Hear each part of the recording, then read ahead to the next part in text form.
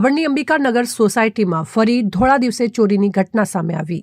ભાભરમાં ધોળા દિવસે પણ ચોર ટોળકી બની સક્રિય એવું લોકો મુખે ચર્ચાઈ રહ્યું। ધોળા દિવસે મહિલા ચોરી કરીને બહાર જતી હતી તે દરમિયાન પડોશી જોઈ જતા થેલો મૂકી રફુચક્કર થઈ।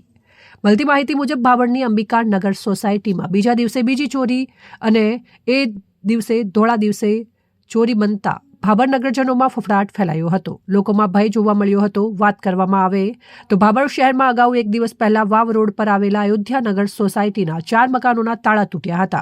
બીજી ચોરીની ઘટના આવી સામે હજુ અગાઉ થયેલી ચોરીને 24 કલાક પણ નથી થયા અને બીજી ચોરીની ઘટના સામે આવી એ પણ ધોળા દિવસે।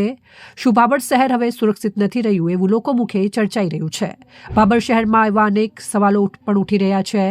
ત્યારે વાત કરવામાં આવે તો ભાભર શહેરમાં અંબિકાનગર સોસાયટીમાં રહેતા સોની ગિરીશ કુમાર રમણલાલ પોતે પોતાની ફેમિલી સાથે ધણીધર ભગવાનના દર્શન કરવા માટે ઢીમા ગયા હતા। તે દરમિયાન બપોરના સમયે કોઈક અજાણી મહિલા મકાનના પાછળના ભાગે બાથરૂમના કાચની બારી ખોલીને અંદર પ્રવેશી હતી અને રૂમમાં આવી હતી। પછી તિજોરીના કબાટના ખાનાઓ ખોલીને સોના ચાંદીના નાના મોટા દાગીના સહિત અન્ય ચીજ વસ્તુઓનો થેલો ભરીને બહાર નીકળી હતી। તે દરમિયાન થેલો લઈને દિવાલ ઉપર ઊભી હતી તે સમયે બાજુમાં રહેતા પડોશીએ પૂછ્યું કે બેન તમે કોણ છો અને અહીંયા શા માટે આવ્યા છો? તો મહિલાએ એવું જણાવ્યું હતું કે હું અહીંયા ઘરકામ કરવા માટે આવી છું। તો પડોશીએ ફોન કરીને મકાન માલિકને પૂછ્યું હતું કે તમારે ત્યાં કોઈ નવી કામવાળી બેન આવી છે? તો મકાન માલિકે જણાવ્યું હતું કે અમારે ત્યાં કોઈ કામવાળી આવતી નથી, એ કોઈક બીજી મહિલા હશે। તો પડોશીએ કડક ભાષામાં એ મહિલાને પૂછતા મહિલા થેલો મૂકીને નાસી જવામાં સફળ રહી હતી।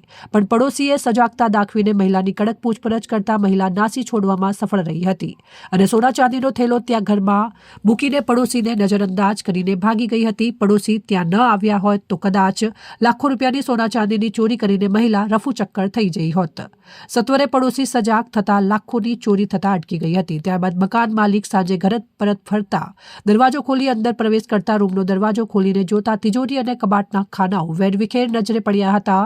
ત્યારબાદ મકાન માલિક તેમનો માલ સામાન ચેક કરતા સોનાની દોડી અને ચાંદીની તોડી સહિત અન્ય નાની મોટી ચીજ વસ્તુઓની ચોરી થઈ હોવાનું મીડિયા સમક્ષ જણાવ્યું હતું।